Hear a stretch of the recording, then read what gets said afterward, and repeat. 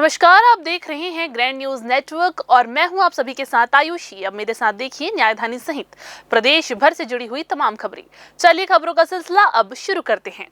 बिलासपुर और गौरीला पिंजरा मरवाही पुलिस विभाग में उस वक्त हड़कंप मच गया जब विवादों में घिरे एडिशनल एसपी राजेंद्र जायसवाल को राज्य सरकार ने तत्काल प्रभाव से निलंबित कर दिया।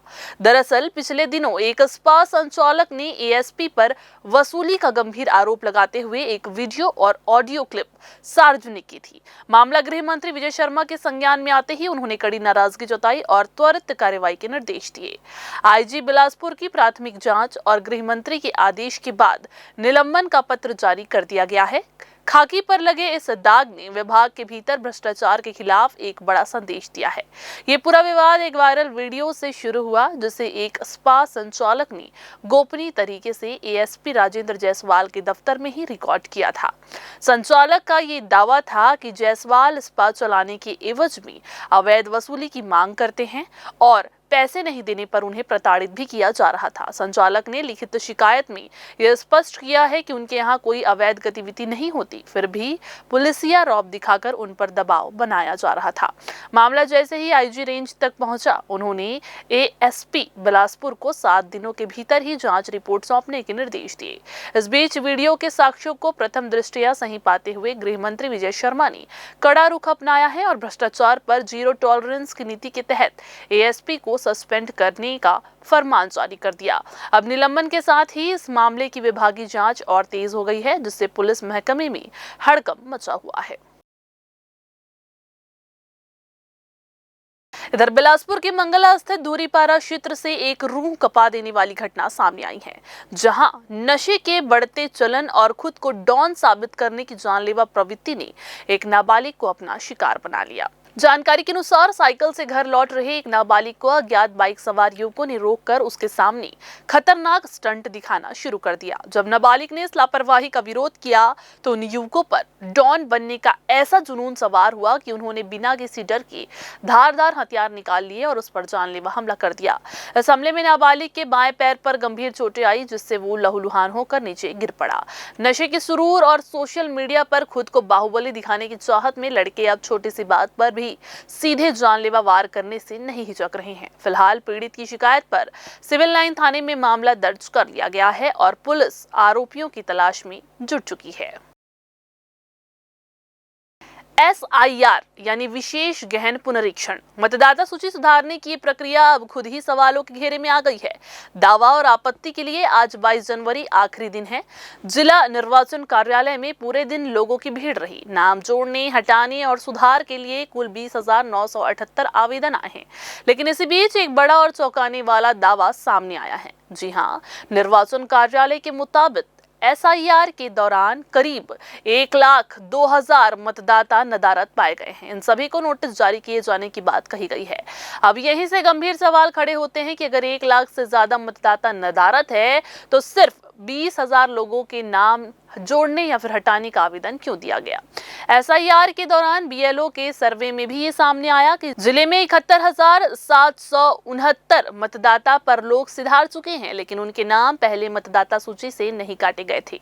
विधानसभा वार आंकड़े भी चौंकाने वाले हैं। जी हाँ, आपको बता दें कि बिलासपुर में 11,000 से ज्यादा, मस्तूरे में 14,000 से ज्यादा, कोटा में 12,000 से ज्यादा मतदाताओं की मौत दर्ज की गई है। एक तरफ लोग सक्रिय होकर आवेदन कर रहे हैं, दूसरी तरफ 1 लाख से ज्यादा मतदाताओं का अचानक गायब होना पूरी प्रक्रिया की पारदर्शिता पर सवाल खड़े करता है। चुनाव से पहले मतदाता सूची की शुद्धता जरूरी है, लेकिन आंकड़ों और जमीनी हकीकत के बीच का ये अंतर SIR को कटघरे में खड़ा कर रहा है।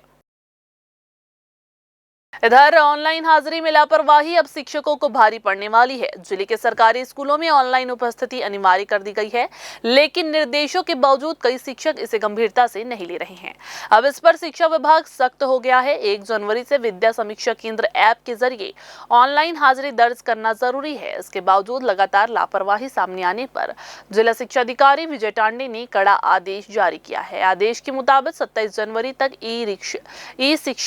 आदेश के मुताबिक मुताबिक 27 जनवरी तक ई शिक्षा पोर्टल पर 100% पंजीयन अनिवार्य किया गया है। जी हां, डीईओ ने ये साफ चेतावनी दी है कि तय समय सीमा तक पंजीयन और ऑनलाइन हाजिरी पूरी नहीं करने वाले शिक्षकों का वेतन रोका जाएगा और उनके खिलाफ कार्रवाई भी की जा सकती है। आदेश में यह भी कहा गया है कि बार बार निर्देश देने के बजाय पोर्टल पर एंट्री की प्रगति बेहद धीमी है, जिससे शासन की छवि प्रभावित हो रही है। इस मुद्दे पर हाल ही में हुई कलेक्टर कॉन्फ्रेंस में भी नाराजगी जाहिर की गई थी। अब प्रत्येक विद्यालय प्रभारी की जिम्मेदारी होगी कि उनके स्कूल के सभी शिक्षक और छात्र छात्राओं की ऑनलाइन उपस्थिति और आईडी निर्माण समय पर पूरा हो।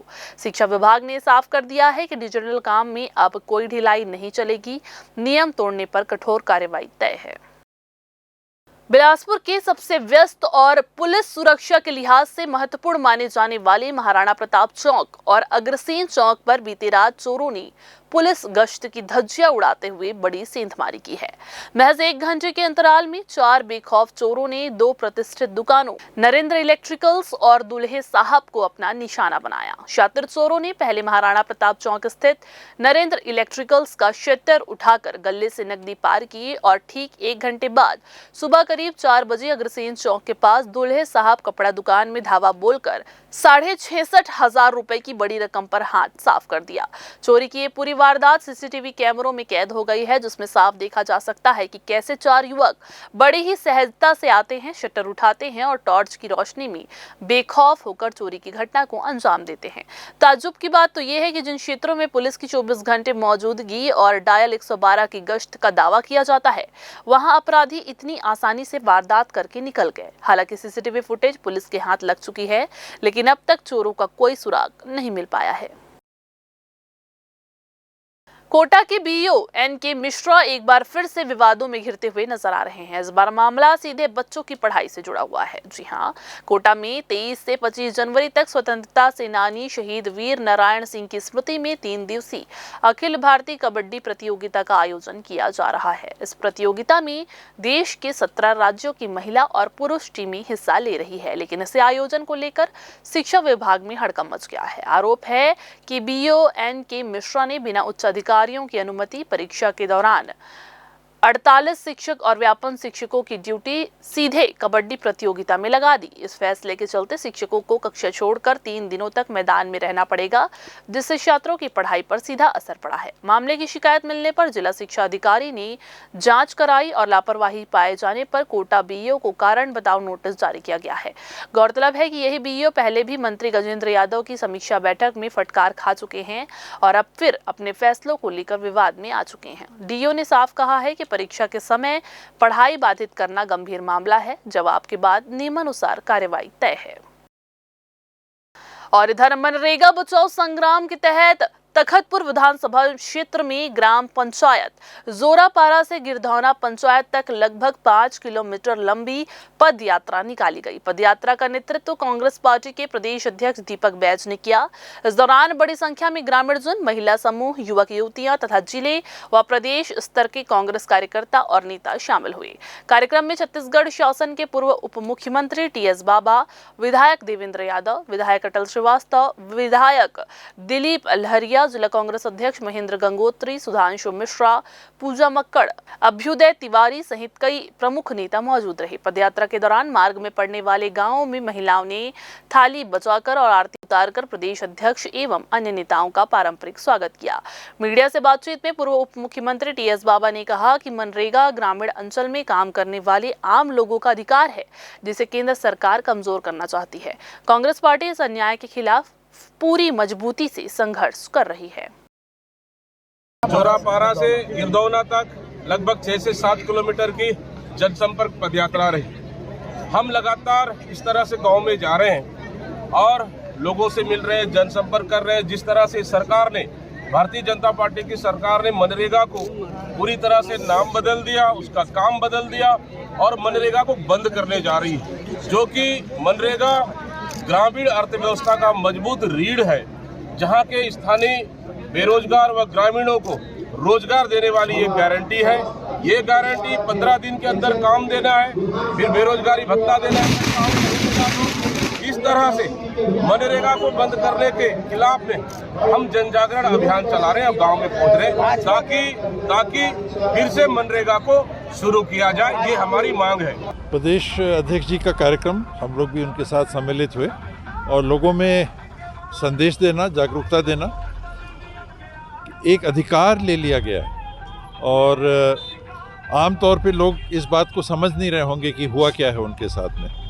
400 रुपये प्रति दिन का न्यूनतम रोजगार भी मिलना चाहिए, ये भी संदेश पहुंचा रहे हैं और निश्चित रूप से इसका पूरा प्रभाव पूरे प्रदेश में पड़ेगा। ये मुद्दा तो प्योर महात्मा गांधी जी का अपमान और एक अधिकार जो लोगों को मिला था उसका छीना जाना। यहाँ चुनाव की बात नहीं है। आप दूसरी नज़र से देखें तो जो राजनीति में जुड़े रहते हैं 24/7 चुनाव।